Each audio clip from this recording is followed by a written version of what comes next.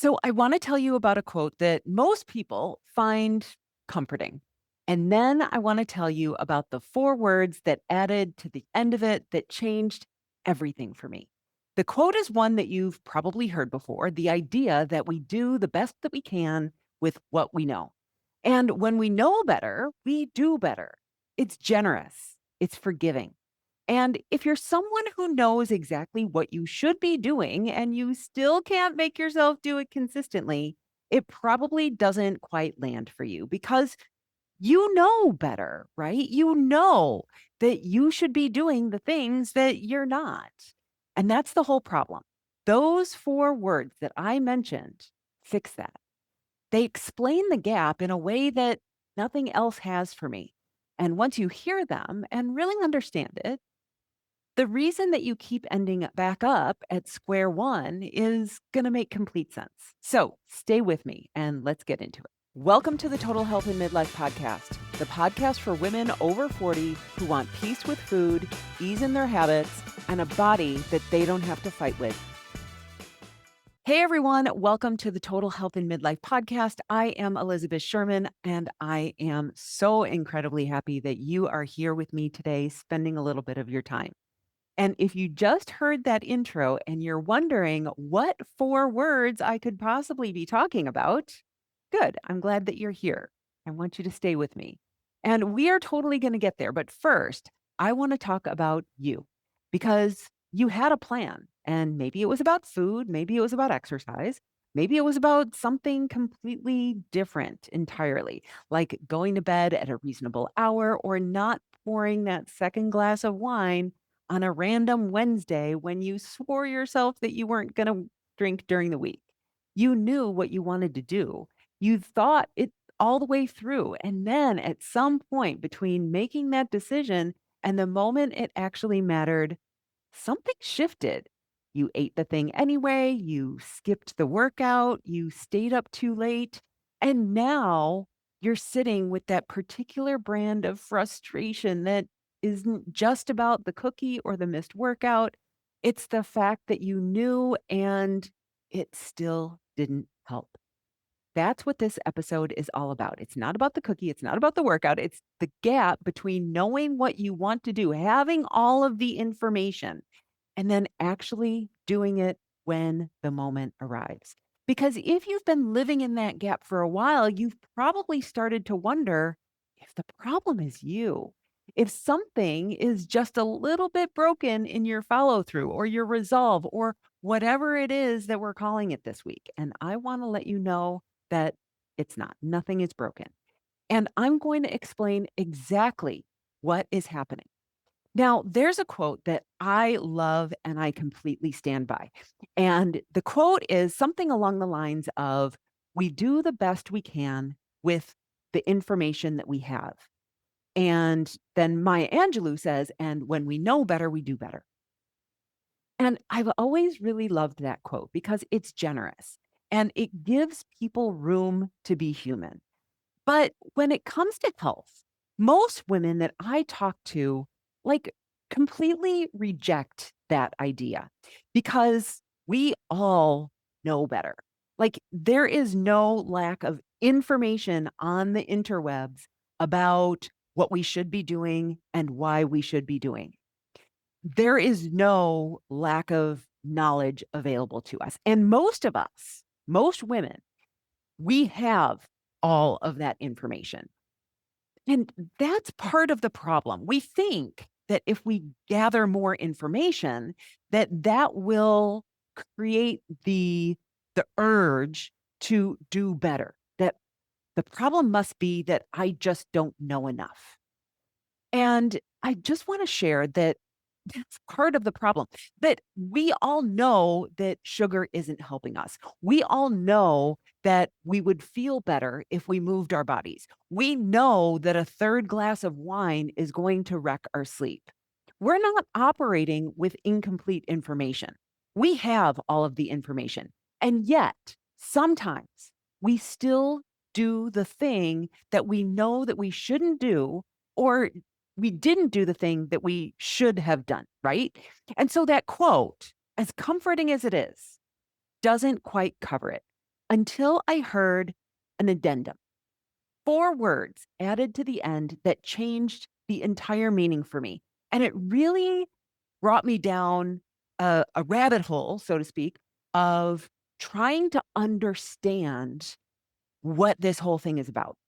So, the whole thing is we make the best decisions we can based on the information that we have and our beliefs. And our beliefs. That's it. That right there is the missing piece. Because here's what's true. In the moment that you decide to eat the cookie or skip the workout or tell yourself that you'll start again on Monday, you're not ignoring what you know, right? You're acting on what you believe. You believe about yourself, about what is going to happen next, about what you deserved, what was even possible for you. And that is a completely different problem than not having enough information, which means it needs a completely different solution. And so that's what we're really going to be talking about today. Now, here's what's actually happening in that moment between your plan and your decision. Your brain offers you a thought, not a fact, a thought, but it doesn't arrive labeled as such. It arrives feeling like an obvious, reasonable, common sense solution. It arrives feeling like it's you. And because it feels like you don't question it, you just act on it. The thoughts that show up in these moments tend to fall into two different categories. The first kind moves you towards something that feels good right now. And the second kind moves you away from something that feels uncomfortable right now. And both of them feel completely reasonable. They make sense in the moment. Both have just enough truth in them to be convincing. And that's what makes them so incredibly effective. The toward pleasure thoughts sound like it's just one cookie. One cookie is not going to derail anything. You deserve this. You have had a hard day, and this is a really small thing, and you deserve it. Everything in moderation, right? That's actually the healthy approach. And here's the thing. None of those thoughts are entirely wrong. One cookie genuinely will not derail anything. And you do deserve good things. Moderation is a real concept. And there's a shred of truth in every single statement that I just said, which is exactly why your brain reaches for them and exactly why you don't push back on it. The away from discomfort thoughts sound a little bit differently. They sound like, I don't have time today. I'll do it tomorrow when I have the full hour. I should really clean the kitchen first. I can't focus if this thing is a mess. I need to watch some videos before I'm going to do the thing so I'm doing it right. I just don't feel like it today. This other thing is more important right now. So, do you see the pattern? Each one contains a grain of truth. You might actually have less time today. The kitchen might actually be bothering you. You might not like living in a messy house. Learning proper form is technically a reasonable thing to want to watch videos to do. I personally know that one. When I got my rower, I was so incredibly excited. And then my brain informed me very sensibly that I couldn't use it just yet, that I needed to watch some YouTube videos to learn the technique, to map out some dedicated workouts, all of which at the time sounded very reasonable, very responsible, none of which was actually the point. The point was that I was a little intimidated, and my brain handed me a very tidy excuse wrapped in the language of preparation. And I almost took it. The toward pleasure thoughts and the away from discomfort thoughts are doing the same job. They are protecting you from something, from deprivation, from failure, from discomfort, from the gap between where you are and where you want to be. Your brain is not trying to sabotage you. It's trying to help you to feel okay right now. The problem is that right now and your actual goals are often pulling you in opposite directions. And when your brain hands you one of these thoughts and it feels true and it feels like you and it has just enough logic in it to hold up for 30 seconds, you act on it. And not because you're weak, not because you don't care, because you didn't know that you were allowed to question it. Now, that's the part that no one tells us. The thought is not the truth, it's just a suggestion. And you get to decide whether you believe it or not. So, if the brain is offering you thoughts, where do beliefs come in? Now, a belief is a thought with an emotion attached to it. That's it. That's the whole definition. A thought that you've had enough times with enough feeling behind it that it stopped feeling like a thought and it had started feeling like the truth. Think about the moderation thought. The first time your brain offered you everything in moderation, it was probably just a thought, someone that had said something about it on the internet, something that you heard, something that made sense, something that you filed away in the back of your brain. But then you thought about it again and again. And each time you acted on it, there was a feeling attached. Maybe it was relief, maybe it was permission, the particular comfort of having a reasonable explanation for a decision that you'd already made. And do that enough times, and it's no longer a thought that you're having. It's something that you know about yourself and about how eating works. And so it starts to feel like fact. Same with, I don't feel like it today. The first few times, maybe you noticed it as kind of an excuse. But after enough repetitions, enough times you stayed on the couch and nothing terrible happened, it becomes something closer to a personal policy, a truth about your body, your energy levels, your relationship with exercise. The stronger the emotion attached to a thought, the faster it becomes a belief. That's why the thoughts wrapped in shame or fear or relief tend to calcify quickly. They have a lot of feeling, emotion, charge behind them. And so they're sticky. And here's why this matters so much. Once a thought becomes a belief, you stop examining it. You don't question the facts. You just live inside of them. And so when your brain offers you, I don't have time, you don't think, is that actually true right now? You just start looking for your keys because apparently you're not going to the gym today. And this isn't something wrong with you. This is a very human thing. This is how our brains work. They're efficient. They take the thoughts that have served you before and they attach them to familiar situations and serve them back up so that you don't have to think too hard. That's genuinely useful in a lot of contexts. In this context, it's keeping you stuck because the beliefs running your decisions around your health were mostly formed a long time ago in different circumstances by a younger version of you who was working with different information and different conditions. And you've never gone back and asked whether they still apply. You just keep acting on them, which means that you've kept getting the same results and wondering what is wrong with you. There's nothing wrong with you. You're just believing thoughts that you've never examined before. So let's go back to that moment for a second. You have a plan. You've decided that you're not eating sugar after dinner anymore. You've decided that you're going to use the rower 3 times a week, right? You've decided that you're going to be in bed by 10.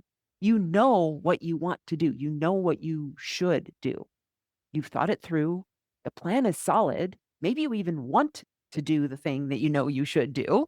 And then the moment arrives. It's Monday, it's 5 o'clock. You're standing in the kitchen, and your brain offers you that you've had a really hard day and it's just one piece of chocolate, one glass of wine, and you can have it because restricting yourself completely is actually disordered. And you're not doing that anymore. Or you're looking at your exercise equipment and your brain offers, you should probably be more knowledgeable about this. You should probably watch a few more videos to make sure that your form is right and you don't injure yourself. And you follow that thought, not the plan. Like this is the difference between knowing what to do and actually doing it. And I want to be really clear about what's actually happening there because most people misread it completely.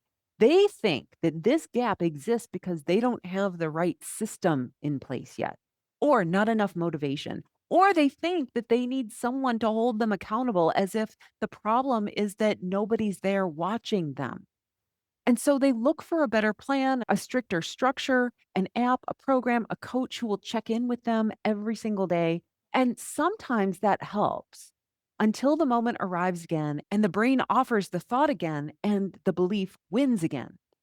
Now, in episode 268, I talked about the difference between knowing something and believing it, that you can know that vegetables are good for you and still not eat them. You can know that sleep matters and still stay up until midnight.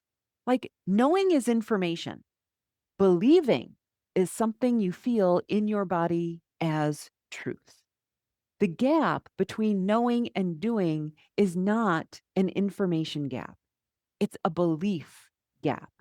You're not failing to follow through on your plan.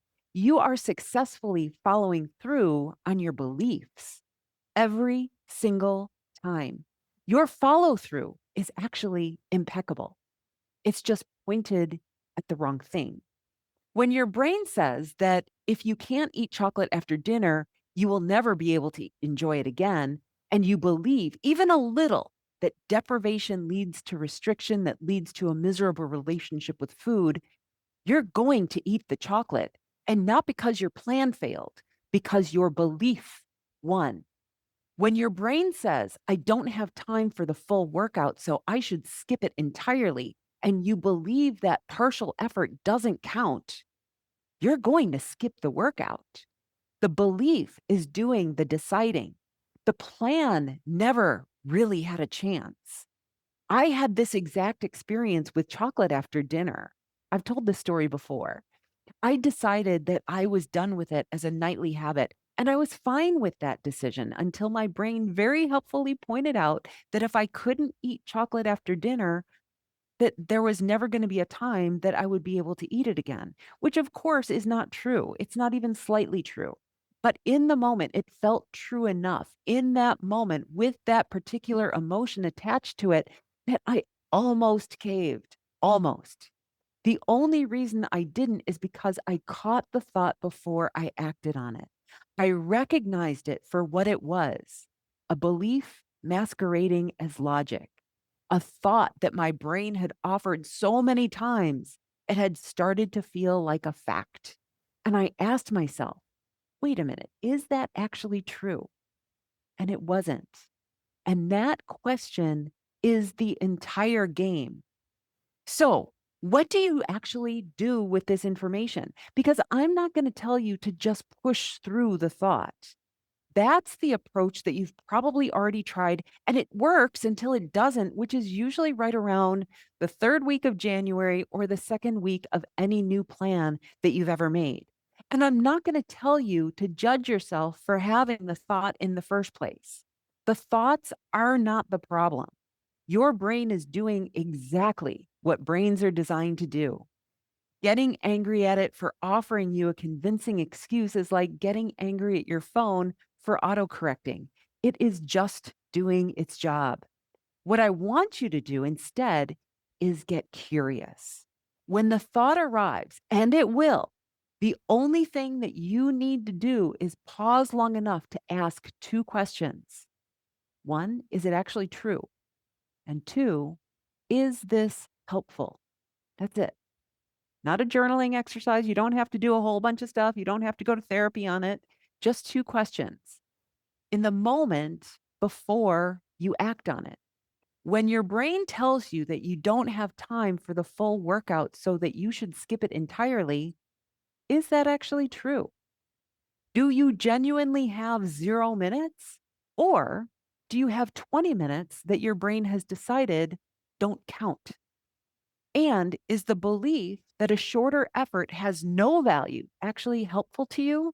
Or has it been the reason that you've skipped more workouts than you can count?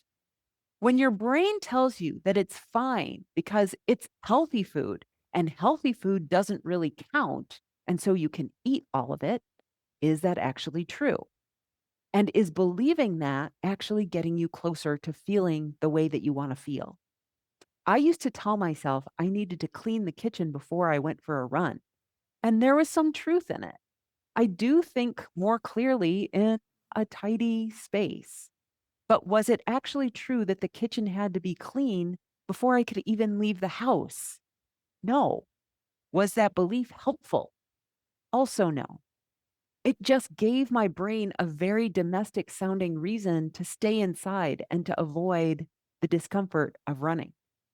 The pause is where your follow through lives, not in more planning, not in more information, not in finding the right program, in that small gap between the thought arriving and you acting on it. You don't have to be perfect at this. You don't have to catch every thought every time. You're just looking for moments where you can slow down just enough to ask what your brain is telling you is actually true and whether you actually want to keep believing it. That's not white knuckling it. That's just paying attention. And it changes everything. You are not someone who lacks follow through. You are someone who has been following through on beliefs that you didn't know that you had, beliefs that formed quietly over time out of the thoughts that your brain offered and you accepted because they felt true and nobody told you that you could question them. And again, that does not mean that something is wrong with you. It means that you are a human being. That's just what happens when we move through life on autopilot, which is most of us, most of the time. Knowing what to do and not doing it, that's a gap that is real, but it's not about information. You have the information. What you have underneath the information are beliefs about what's actually going to happen if you do the thing or you don't do the thing, and how soon you're going to feel it either way. And those beliefs are running your decisions, whether you're aware of them or not. So the work isn't finding a better plan. The work is understanding what you actually believe and deciding whether those beliefs are still ones that you want to keep. That starts with knowing your specific pattern because the thoughts that your brain offers you and the beliefs that are underneath them are not generic. They are yours. And trying to solve this without knowing your particular version of it is like trying to fix something without knowing what's actually broken. That's exactly what the quiz that I built is designed to do.